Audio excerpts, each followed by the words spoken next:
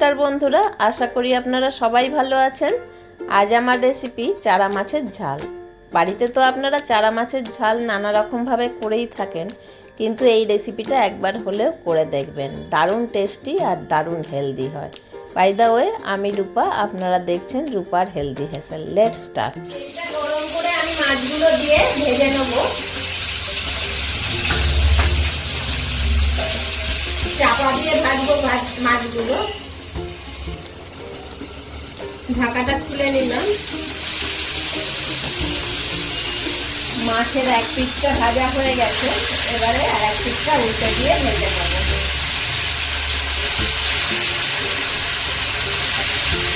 আবার ঢাকাটা আমি দিয়ে দিচ্ছি 2 মিনিটের জন্য। 2 মিনিট হয়ে গেছে, ঢাকাটা খুলে নিলাম।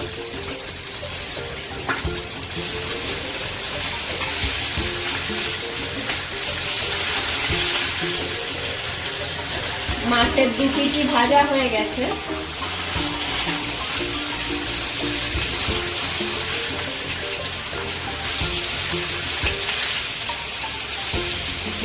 এবার আমি এগুলোকে বাটিতে তুলে নিচ্ছি।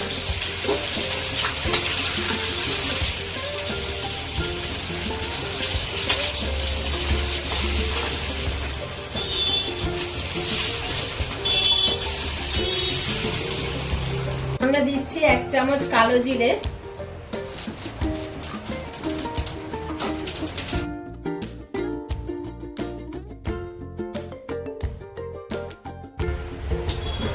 এক চামচ আদা রসুন বাটা দিয়ে মশলাটা তৈরি করে নেব।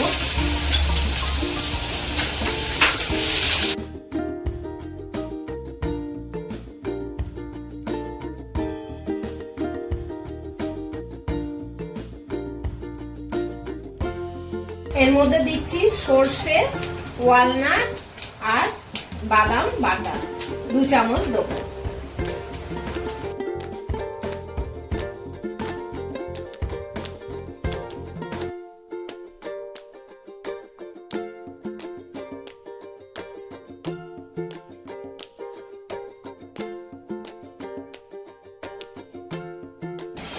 এর সাথে অ্যাড করছি টমেটো 2টো, ক্যাপসিকাম 1/2 আর ধনেপাতার ডাঁটি পেস্ট করা আছে।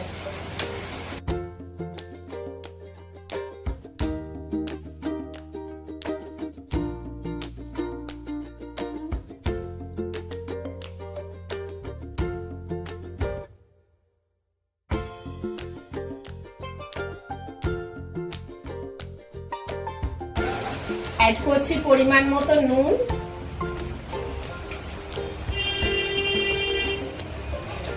আর পরিমাণ মতো চিনি, আর অ্যাড করছি 2টো কাঁচা লঙ্কা। মশলাটা আবার ভালো করে কষে নিতে হবে।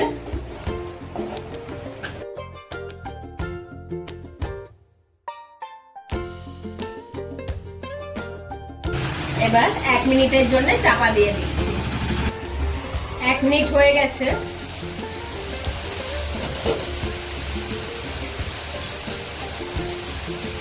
এবার আমি অ্যাড করছি 1 চামচ হলুদ,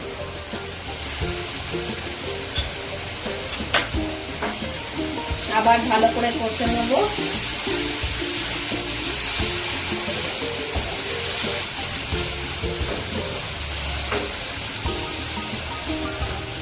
চাপা দিয়ে দেবো 1/2 মিনিটের জন্য। 1/2 মিনিট হয়ে গেছে।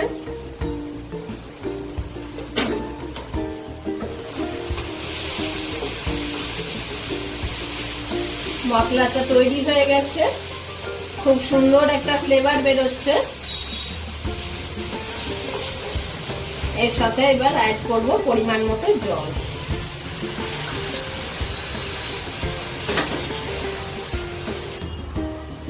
দিয়ে ভালো করে মিশিয়ে নিয়ে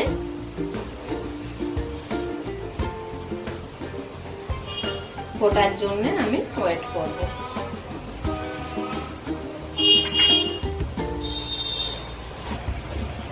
গ্রেভিটা রেডি হয়ে গেছে। এবার আমি এতে অ্যাড করব ভেজে রাখা মাছগুলো।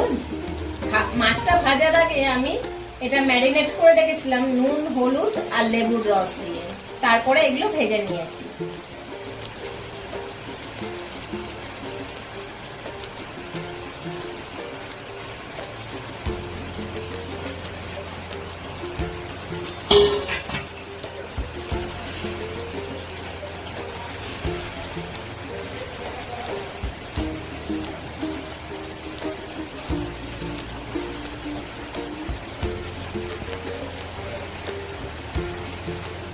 তৈরি হয়ে গেছে আমার চারা মাছের স্পেশাল কারি।